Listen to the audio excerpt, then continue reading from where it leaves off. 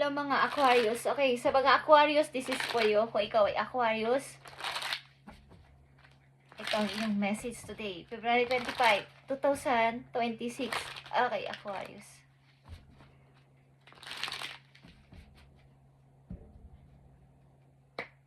Para to sa mga Aquarius. Aquarius. Okay, marriage. Ilan sa inyo yung kasal na, guys? Okay, na nandito sa message. At dahil kasal na kayo, tingnan natin ang inyong buhay mag-asawa. Okay.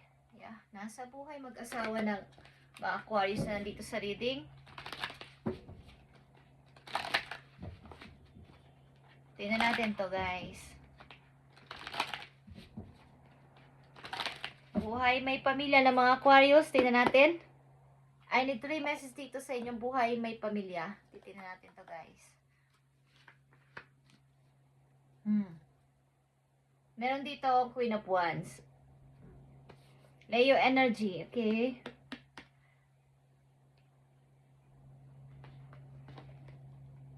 Okay. Judgment is here.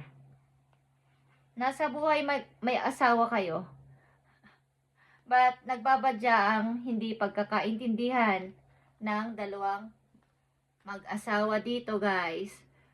Okay? Maybe ilan sa inyo ay kinasal ulit ng mga Aquarius na nandito. Okay. May nagsasabi sa inyo dito, dapat ka nang tumingin sa bagong mundo mo, Aquarius. Lumabas ka na sa lungga mo. At tama na yung pagmumukmuk mo. Buksan mo na ang iyong puso sa bagong pag-ibig. At may bagong pag-ibig talaga dito. But sad to say, andito yung ilan sa inyo ay hindi pinapalad na magkaroon ng nauuwi sa paghihiwalayan. At ang ilan sa inyo ay pumapasok sa relasyon na mayroon ng karelasyon o kaya ay third party. Okay? Sa mga Aquarius na nandito. Nag-asawa, nahiwalay, nagkaroon ulit ng mamahalin at parang may mahal namang iba at lagi nagmamadaling umuwi ang inyong minamahal, guys. Ano to, Aquarius? Masyado yatang masakit ito para sa isang taong nagmahal ulit. Okay. Aquarius, ano to?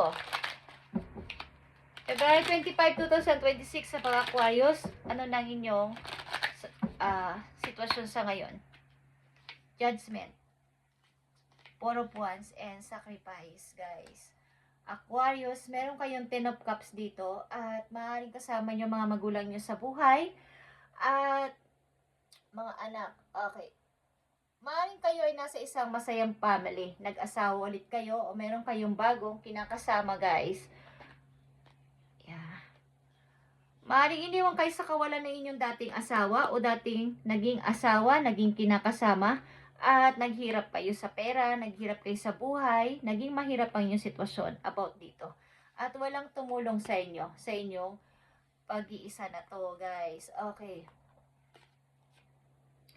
Andito yung four of Swords. Nagkaroon kayo ng sobrang pagka-heartbroke dito. Sobrang, parang hindi nyo na kayang mabuhay pa. Nung nagkahiwalay kayo ng iyong kinakasama o naging asawa. At mayroon ditong tumulong sa inyo, nag-support, nagbigay ng suporta, lalo na sa emotion, okay, na tao. Binigyan kayo ng pag-asa na pwede ka pang magmahal ulit, Aquarius. Huwag mong sayangin ang buhay mo sa mga natapos na at pwede ka ulit magmahal ulit. Inopen mo ulit ang puso mo sa isang tao, okay, na nagbigay sa iyo ng halaga. Okay, andito ang Knight of Swords. Kaya mong ipaglaban ang pag-ibig na to, ano man ang mangyari. Pag may hahadlang sa pag-ibig ko na to na binuo ko ulit ay hindi ko sasantuhin. Okay, dahil ito ay aking bagong family na. Okay, guys?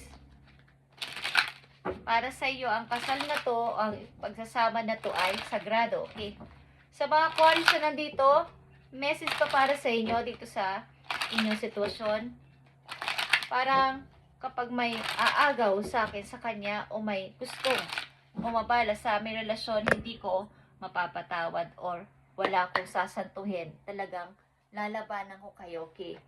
Maaari lang sa inyo ay silosa o siloso dahil nga sa nangyari sa inyong dating naging karelasyon. Tingnan natin to guys.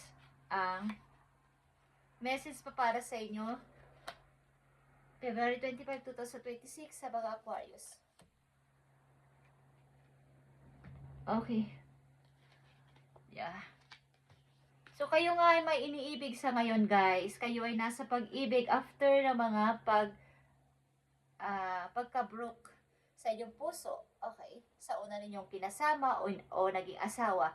But this time, kaya nyong ipaglaban itong pag-ibig na to or vice versa. Hindi nyo na ito papakawalan or akin lang to. Okay. Walang ibang pwedeng humadlang sa pag-ibig namin. Okay. Death is here.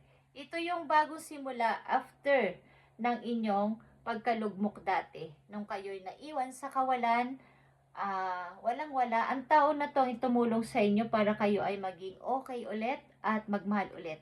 Mabuksan ulit ang inyong puso. At andito ang Knight of Pentacles, guys. Mga plano ninyo na magkaroon ng mga kabuhayan, at mga pagpapasimulan ninyong mag-asawa o ng bago ninyong lovers. Okay. Mga plano sa hinaharap ito, guys. Pagpaplano sa inyong bagong papasimulang pamilya. At ito ay happy family, guys. Okay. Yeah. Maaaring sa inyong titirahan is may makakasama kayong magulang, mother man nyo o father, but isang old, okay, na mga kasama nyo sa bahay. Kasama mga bata, guys. Ilan din sa inyo sa mahilig sa pet, sa aso, guys. Ito yung wish mo, ito yung gusto mo, magkaroon ng masayang pamilya, kasama ang mga anak at mahal sa buhay. Okay. Aquarius, message for you.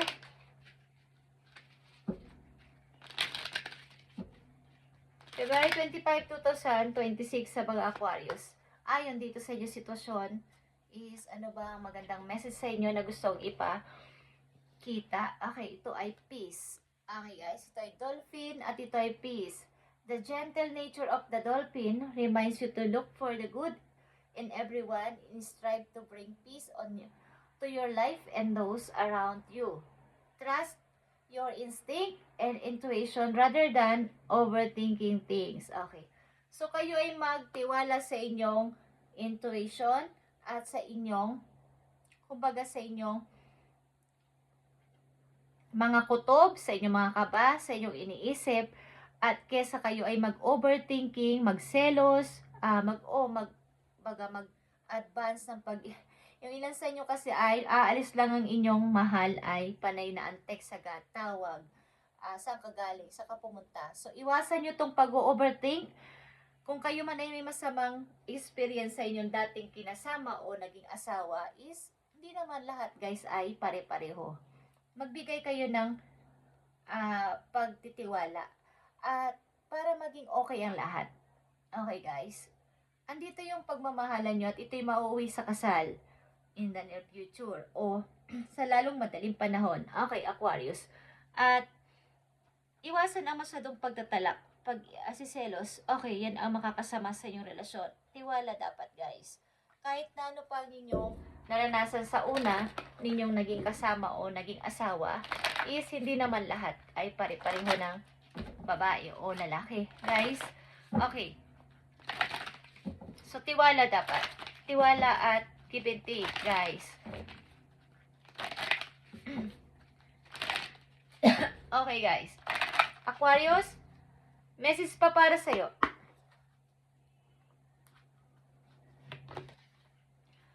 Okay. Dahil winter na is, wait for winter. Ang nanditong message for you. Help you manifest your most heartfelt wishes or long as your intention as for the highest good of all. Okay. Ngayong winter, guys, ito ay wait for winter. Siguro matagal na kayo nagwi-wish sapagkat anditong the star. wish nyo magkaroon ng masaya at maayos na pamilya someday.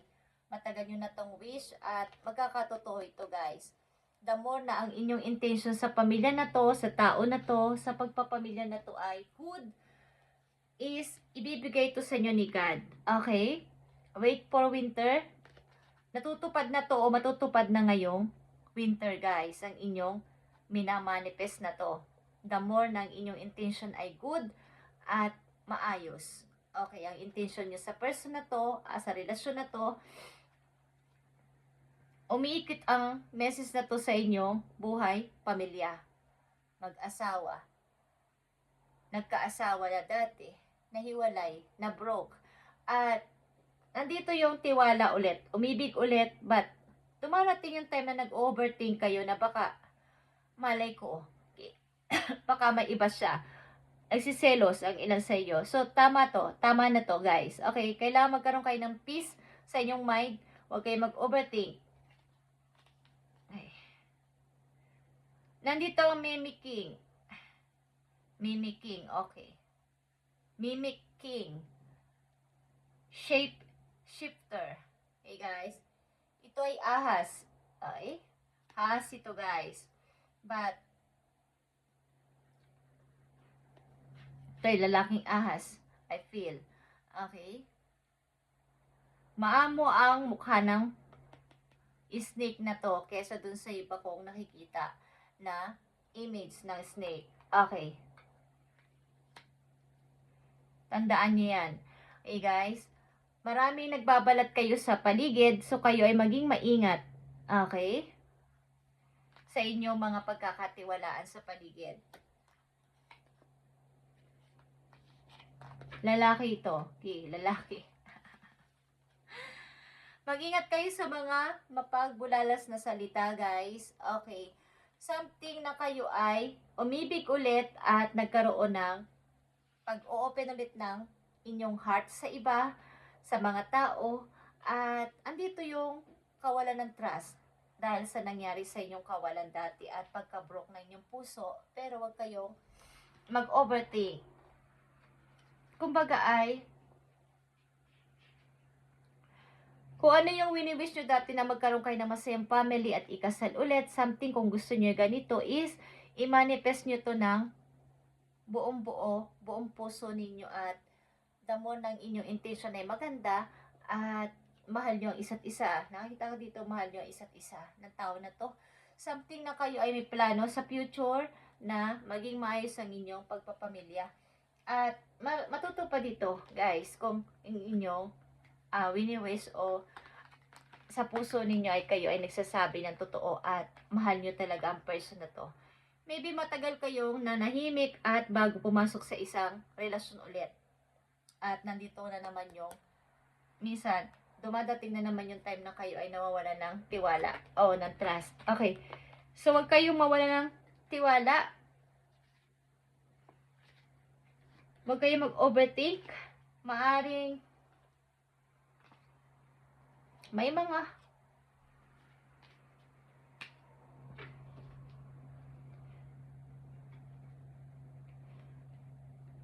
tukso sa paligid, kaya ito ay nasira ang inyong kasal o ang inyong marriage, guys. Okay, something na third party. Okay, bakit may mga third party, guys? Okay, at umiwas kayo dito. Okay? Umiwas ang bawat isa sa inyo dito kung kayo ay nagmamahal sa isang tao. Okay, guys?